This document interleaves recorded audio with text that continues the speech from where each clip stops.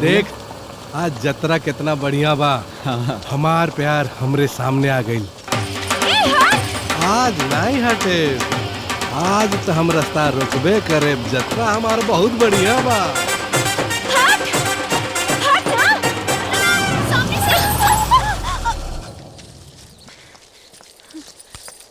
आ गईला बिलार जैसन, फिर से हमार रास्ता काटे। तू सुधर बे ना। अरे हम बिगड़ले कहाँ रानी जे सुधर जाए। देखा पिंकी, हम ताके कई बेर कह चुकल बानी कि हम तोहरा से प्यार करेनी। हमहू तरह से कई बेर कह चुकल बानी कि हम केहू और से प्यार करेनी। तू झूठो हमरा पीछे अपन बुढ़ारी जान करत बाड़ा। ऐसे काहे बोलत ताड़ू? देखा सरकारी छुट्टी निकाल देल जा और संडे निकाल देल जाता तो हम आज 19 साल के बेसक बानी। हमनी में खराबी का बा? 10 बीघा के जोतनिहार हई, 2 गाड़ी घर पे खराब बा, हाई जिप्सी बा। आ कहबू तो तारी खातिर मारुतियो कसवा दे। पिंकी के ब्याह न मारुति न मर्सिडीज वाला से होई, हमरा पसंद के राजकुमार से होई। तू निकल चला।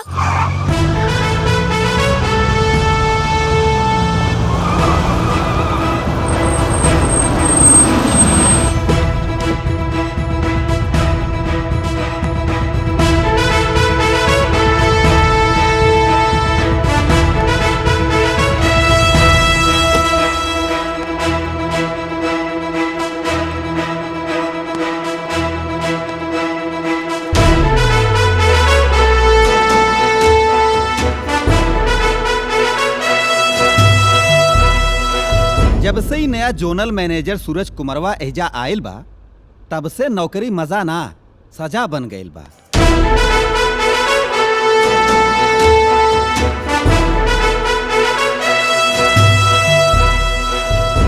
जब तक ये ऑफिस में रहेला, डाढ़ सीधा कैल भी मुश्किल हो जाला।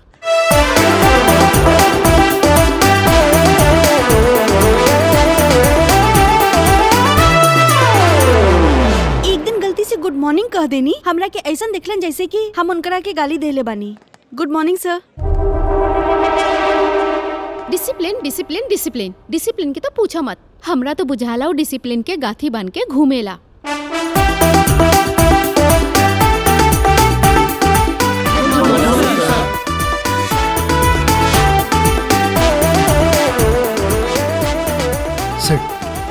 थैंक यू सर।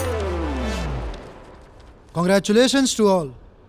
जिस प्रोजेक्ट के लिए हम लोग पिछले 3 महीनों से जी जान लगा के मेहनत कर रहे थे, फाइनली अमेरिका ने उस प्रोजेक्ट के लिए अप्रूवल दे दिया है और ये सब आप सभी के कठिन परिश्रम से पॉसिबल हुआ है। सो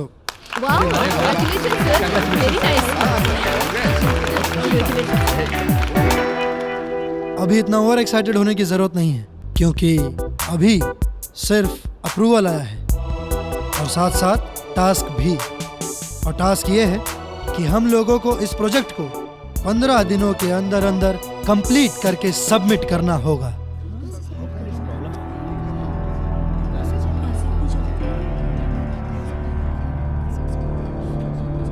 तो आज से और अभी से ही काम शुरू कर दीजिए। और एक बात और, इस काम को पूरा करने में हो सकता है कि आप लोगों को कुछ दिनों के लिए डे नाइट भी करना पड़े। जिस किसी को भी ओवर टाइम करने में कोई भी परेशानी, प्रॉब्लम या दिक्कत हो, वो अभी के अभी अपना रेजिग्नेशन लेटर लेके मेरे कैबिन की तरफ आ सकता है। Thank you, see you all.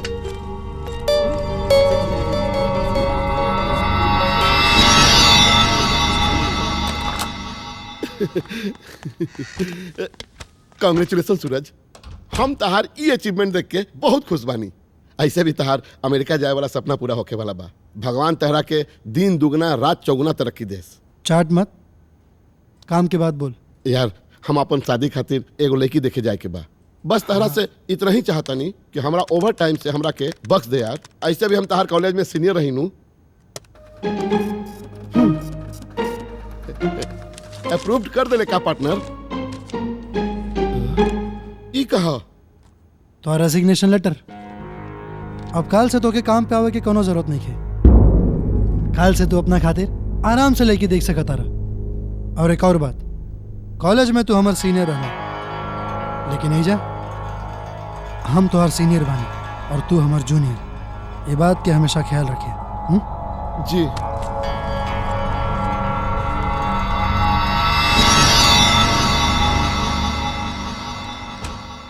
हमरा ही ना चाहिए, हमरा काम करे का बा भाई।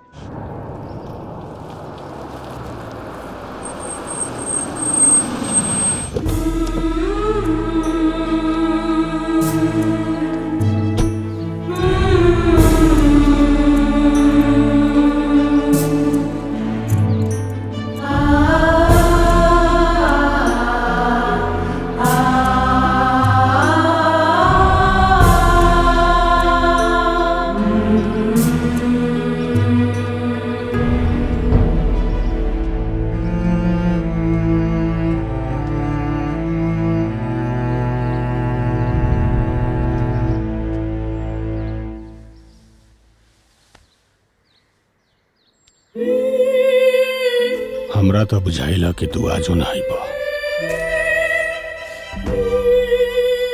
आईती कैसे ना? तारा याद बा तू पिछला बार घरे कब आइल?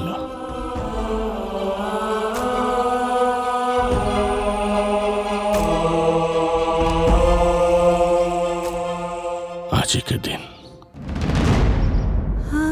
आज से ठीक 1 साल पहले।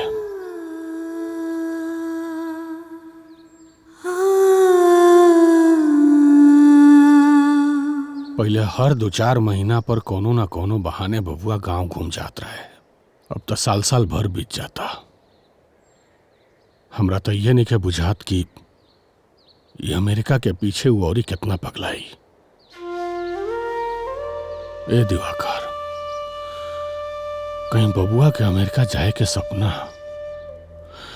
ओकरा के हमरा से दूर तो नानू कर दिनु। ए रमेश, अरे अपन बेटा के दूर होए के जे दर्द तोरा मन में बानू ओके हम खूब बढ़िया से समझ रहल बानी। लेकिन तू चिंता मत करा मर्दे। अरे वक्त के साथ जब जिम्मेदारी माथा पर पड़ी नू तू अपने आप जिम्मेदार हो जाई हो। तू चिंता मत करा। तू बिल्कुल सही कहा तारा। ओकरा के जिम्मेदार बनावे खातिर हमरा बुझाता कि ओकर बियाह कर जाओ। आजे सांझ के ओकरा से बतियावल जाई। अब तू हो साथे रहिया।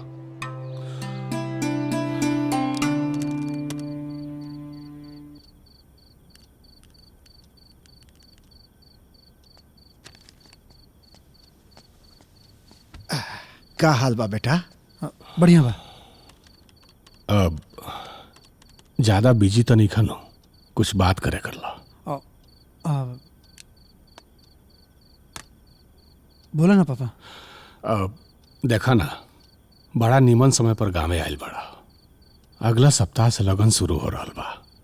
तो हमनी के फैसला कहनी है कि ये लगन में तहारा पिंकी के बियाह तय कर जाओ। हमनी के? अरे बेटा, हमनी के मतलब हम और तोहार बाबूजी। अच्छा, अगर आपके और बाबूजी के ये मर्जी बा तो ठीक बा।